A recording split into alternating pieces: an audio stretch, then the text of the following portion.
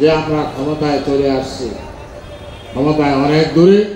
আগামী দিনে নির্বাচন হবে, সেই নির্বাচনে মানুষকে ভালোবাসা দিয়ে মন জয় করে আগামী দিনে নির্বাচনে সেন্টারে নিয়ে আসবেন।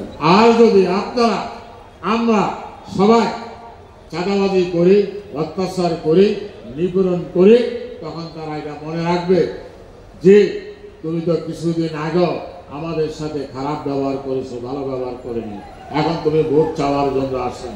আমাদেরকে তখন কেউ ভোট দিবে না, দিতে পারে না। তো উপস্থিত নেতৃবৃন্দ, আমি বক্তব্য বেশি বলবো না।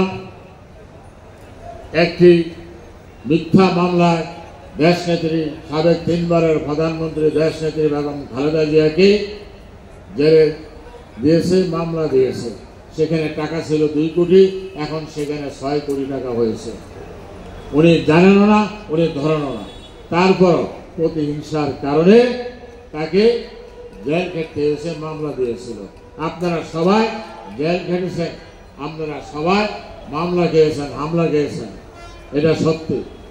আরো কিছুদিন আপনারা ধৈর্য ধরুন, মানুষের ভালোবাসা সংগ্রহ করুন, মানুষের ভালোবাসা আপনারা উপার্জন করুন, তাহলে দিনে আপনাদেরকে ভোট দেবে।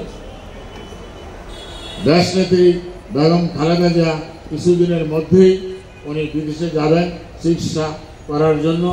আপনারা সবাই ওনার জন্য দোয়া করবেন।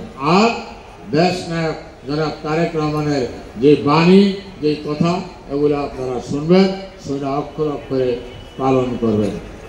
আর বর্তমান সরকারকে, সমন্বয়কারী সরকারকে বলবো, আপনারা যথাশীঘ্রই আপনারা নির্বাচনের রূপরেখা ঘোষণা করুন, রোডম্যাপ দিন এবং নিরপেক্ষ সরকার গঠন করুন।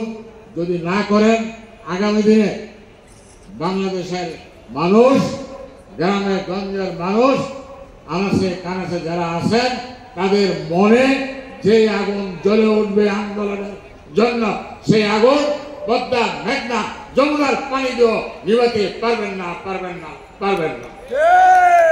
উপস্থিত নেতৃবৃন্দ, তাই বলবো, অচিরেই রোড ম্যাপ দিন এবং নিরপেক্ষ সরকারের কে ভোটের মাধ্যমে যারা আসবে তাদের কাছে ক্ষমতা হস্তান্তর করুন, তাহলে এই দেশ ঠিক মতো চলবে, সংবাদপত্রের স্বাধীনতা আসবে, আমরা নিরপেক্ষভাবে কথা বলতে পারবো।